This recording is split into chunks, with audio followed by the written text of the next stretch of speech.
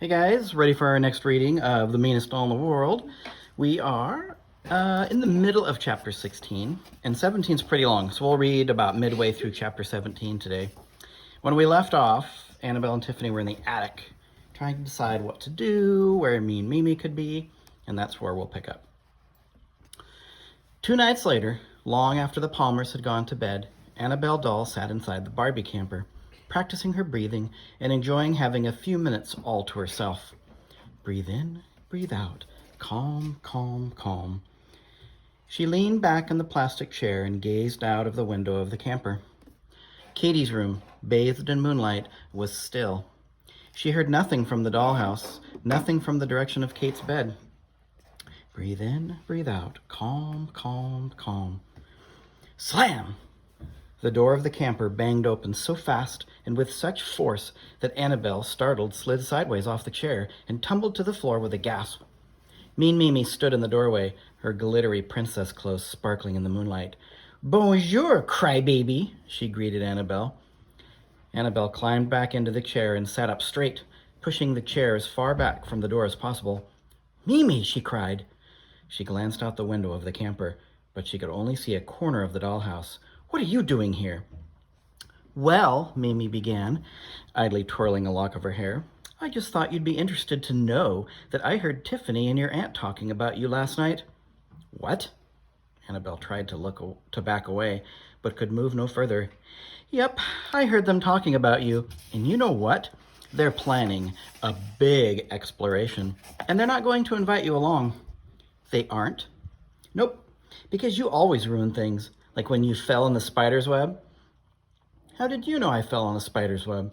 I just told you. I heard Tiffany and your aunt talking. Tiffany said she's tired of hanging around with a fraidy cat. You're no fun to be with. You're afraid of everything. What a bore. Plus, Mimi continued with a sweet smile, you're the cause of everyone's problems, because if it weren't for you, I wouldn't even be here. Annabelle tried to speak, but could think of nothing to say. She had confided these fears in only one person, Tiffany, and Tiffany had betrayed her. Well, said Mimi, just thought I'd drop by for a chat. See you later. Annabelle watched Mimi run through Kate's room and disappear into the hallway. She sat very still for a moment. She wanted to talk to someone, but the two people with whom she ordinarily shared her problems were Tiffany and Auntie Sarah, and she was never, ever going to talk to either one of them again, ever. Annabelle stood and looked out the camper door. Where were Tiffany and Auntie Sarah anyway? She hadn't seen them in several hours. Were they already gone on the exploration without her? Annabelle decided she was going to sit in the doorway of the camper until she saw Tiffany, and then she was going to ask her a few questions. So Annabelle sat, and sat, and sat. And the longer she sat, the more cross she felt. It was just before dawn when Annabelle saw Tiffany peek into Kate's room. Tiffany was alone, no Auntie Sarah, and Annabelle was glad. Tiffany, she called softly. Oh, hi, there you are, Tiffany replied. What have you been up to tonight? Do you care? Replied Annabelle. What? I said, do you care? I know what you said, but what's it supposed to mean? It means when I tell you secrets, I don't expect you to tell them to anyone else. Annabelle, I don't know what you're talking about. Oh, no? Annabelle said, one hand on her hip. She told Tiffany about Mean Mimi's visit. But I didn't say anything to anyone, cried Tiffany. I swear, I didn't say a word. Well, then how come Mimi knows about the spider's web and everything? You're the only one I said those things to. Well, that's not my problem, replied Tiffany. You sound awfully defensive, said Annabelle. I sound defensive because my best friend is accusing me of talking behind her back. Tiffany paused. Excuse me, my former best friend. Well, excuse me. I don't have a best friend, former or otherwise, so don't worry about it. Fine, I won't worry about it, and anyway, I'm not speaking to you. Well, I'm not speaking to you, cried Annabelle. Fine, fine. Tiffany marched back across Kate's room and into the night, and Annabelle, feeling more miserable than she had ever felt in her whole long life, marched into the dollhouse and got into her bed.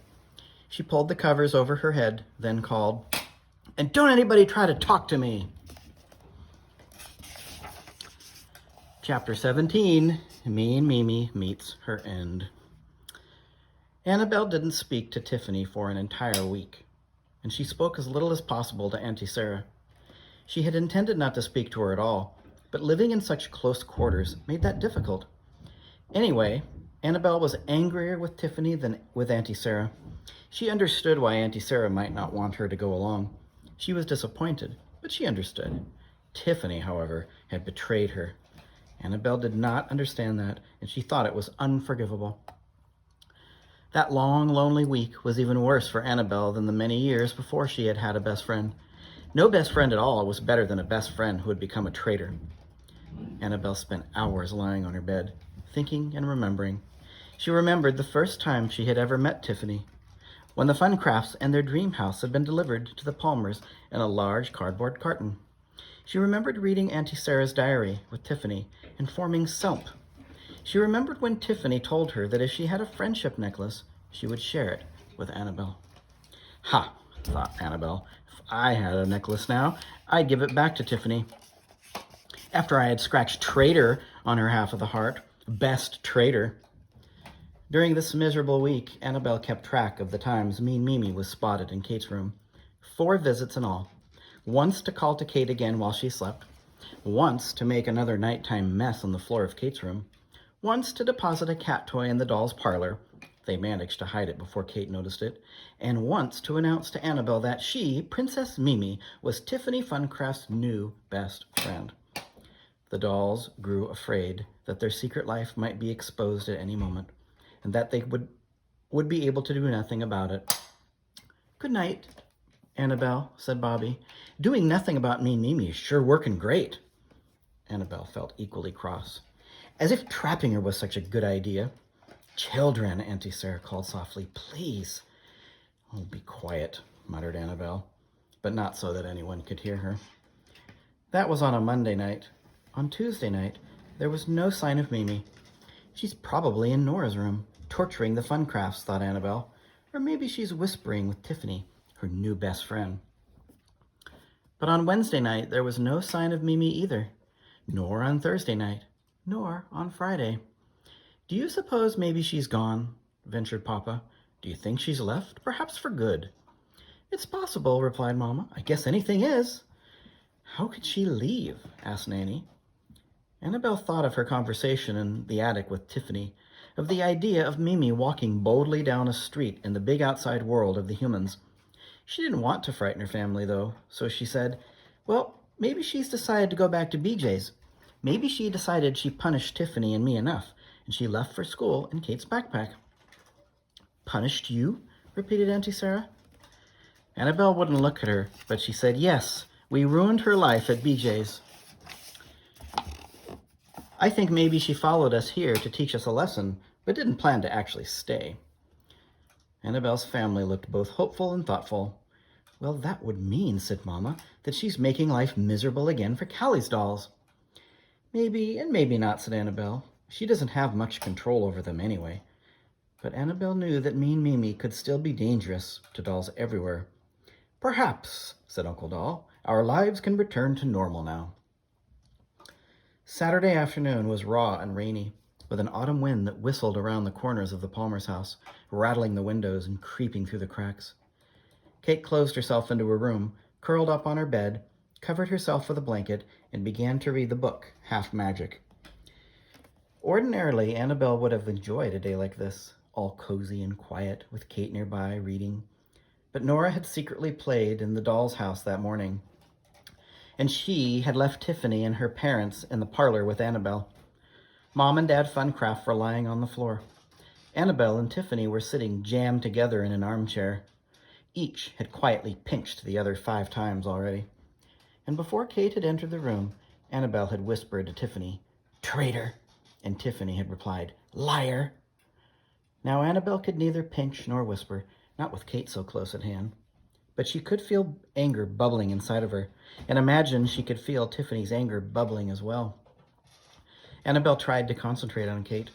She wished Nora would come into the room so that Kate would read aloud to her. Then she wished that Kate would leave so that Annabelle could pinch Tiffany again.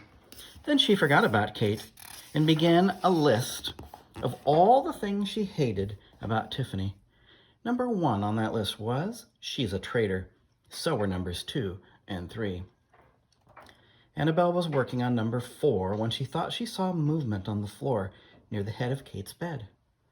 She glanced to the left, and what she saw made her eyes widen. She wondered if Tiffany saw it too, and she tried to send her silent message to her to look to the left. Look to the left. Creeping out from under Kate's bed was Mean Mimi. She paused and peered up at the bedspread hanging over the side. Then she crossed the room to Kate's bookcase, just ran through the room with Kate lying right there on the bed. Annabelle couldn't stand it any longer. She was going to have to break a teeny little rule herself. She wanted to make sure she wasn't the only person watching what was going on, so she nudged Tiffany and twisted slightly to look at her. Tiffany gave Annabelle the smallest of nods. Then, as the girls turned their attention back to Mimi, Tiffany slid her hand into Annabelle's, and that is how they sat and watched the most frightening and most amazing thing either of them had ever seen or has ever seen since. Mimi ran to Kate's bookcase and began to climb up it. She was no more than 10 feet in front of Kate. If Kate had so much as glanced up from her book, she would have seen a small doll in a princess costume climbing swiftly up her bookcase, using the books themselves as stepping stones toward the top. "Please don't look up. Don't look up, Kate," Annabelle chanted silently, and she felt Tiffany's grip tighten around her hand. When Mean Mimi reached the 4th shelf from the bottom, she turned around and stood on a paperback book that was lying on its side, stood and faced Kate Palmer. "Kate!" Mimi called, and Annabelle cringed to hear how loudly Mimi could shout. Kate heard her, which didn't surprise Annabelle, but scared her nevertheless, and as Kate looked up from her book, 2 things happened at the very same time. Mean Mimi leaped from the shelf, and the door to Kate's room was flung open as Nora entered. Kate turned around to glare at Nora and said sternly, "Nora, how many times have I told you to knock first?" But Nora only pointed at Mean Mimi and screamed, "That dolly! She jumped off your bookshelf! I saw her! I saw her!" Kate looked at the floor where Mean Mimi was now lying motionless, eyes staring blankly at the ceiling.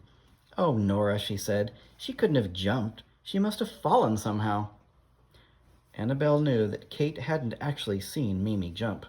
She had heard someone call her name, and then Nora had burst into her room. Still, Kate slid off her bed very slowly, and when she bent to examine Mimi, she was frowning. She jumped, Nora was crying. "She couldn't have," said Kate, but she picked Mimi up, gingerly holding the edge of her sleeve between her thumb and forefinger. "She did, I saw her." "Nora, stop it," said Kate, but Annabelle thought she sounded nervous rather than cross. "Please be quiet." Nora stopped talking. She sniffled and wiped her eyes with the back of her hand. "Whose doll is this anyway?" asked Kate, still allowing Mimi to dangle from her fingers. "I don't know," replied Nora, who sounded as if she might start to cry again. "I don't have a princess doll." Kate dropped Mimi on her desk and led Nora to the bed. "Don't worry about it. Here, look at this book. I just started it. It's all about magic, and it's a really good one.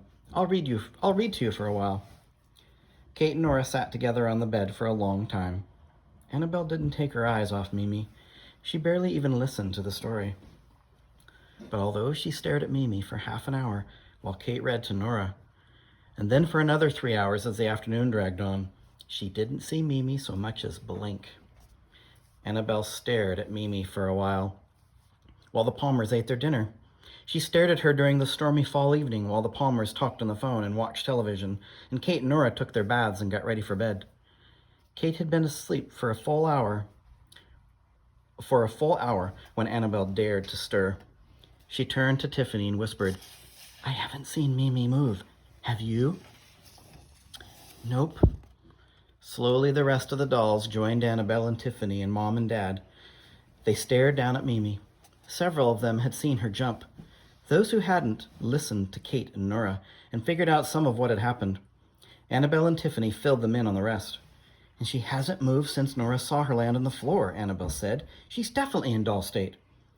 Uncle Doll said thoughtfully, "Could anyone see Kate's clock when Mimi jumped?" I could, said Tiffany. It was about 2:30.